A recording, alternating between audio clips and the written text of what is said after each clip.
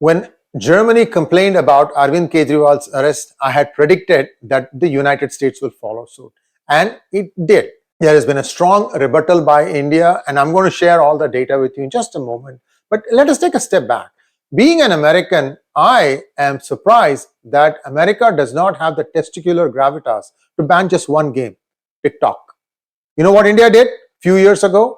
They banned 131. It could be one more or one less. Chinese games, which they said were siphoning data back to China's servers. The reason America gives for not banning TikTok is that the Biden administration is afraid that it will lose its youth vote if it does that. What? India doesn't have youth? India doesn't have its youth voting? How did India do it? See, this is where the problem comes. You guys don't mean what you say. First of all, why is America commenting about the internal affairs of other countries?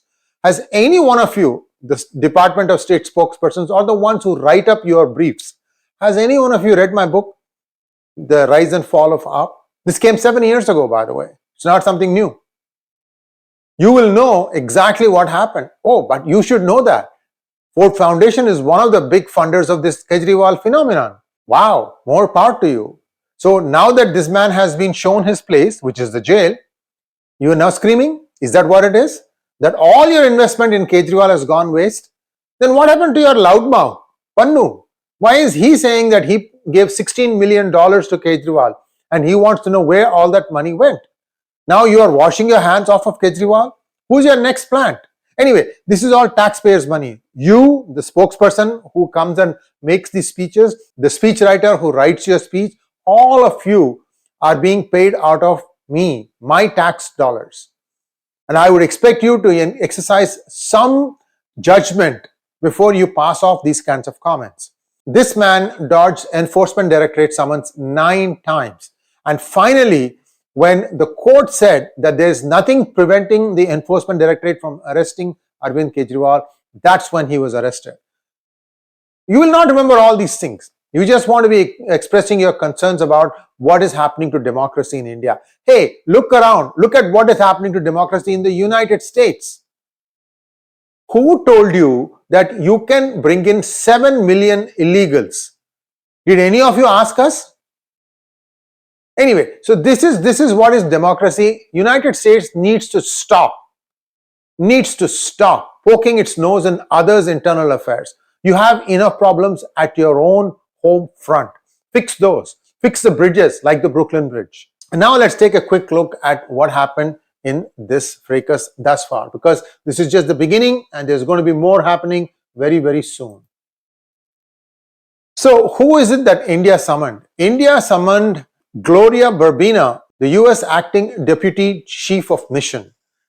And it said that, we take strong objection to US State Department spokesperson on Delhi CM Arvind Kejriwal's arrest and the freezing of Congress bank accounts. By the way, for those who even want to know, Congress has been having a running battle with the Income Tax Department since 1994, 30 years now.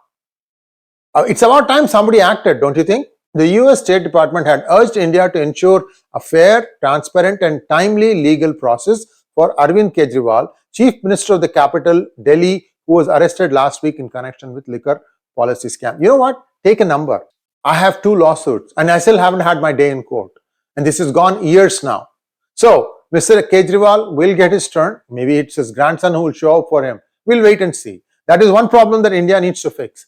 The United States Department spokesperson Matthew Miller says, we continue to follow these actions closely, including the arrest of Delhi CM Arvind Kejriwal. We are also aware of Congress Party's allegations that tax authorities have frozen some of their bank accounts in a manner that will make it challenging to effectively campaign in the upcoming elections. And we encourage fair, transparent and timely legal processes for each of these issues. We don't think anyone should object to that.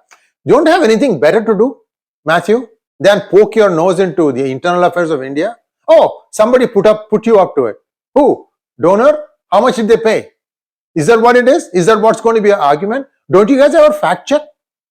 This has been long coming. I've been having running debates as to when Arvind Kejriwal was going to get arrested. States are expected to be respectful of sovereignty and internal affairs of others, and this responsibility is even more so in the case of fellow democracies. India's legal processes are based on an independent judiciary that is committed to objective and timely outcome.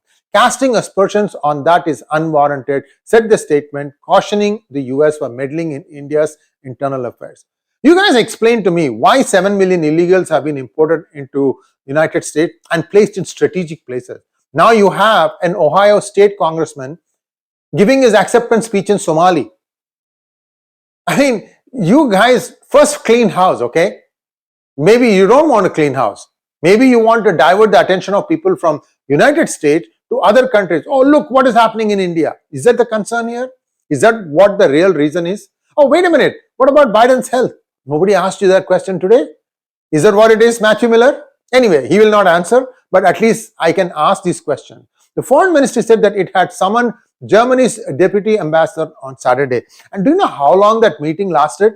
Allegedly 5 minutes. You know, one of the things that has happened in the second term of Modi has been its assertive diplomacy outside of India.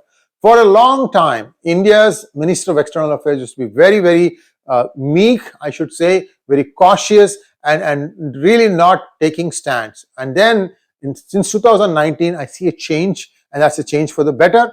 And it's now going to become more obvious. I think the United States will start getting the same pushback that it has been giving to India. What happens if Modi starts endorsing Trump for 2024 elections? Would Biden keep quiet? Would they not say this is an internal affair, don't meddle in it?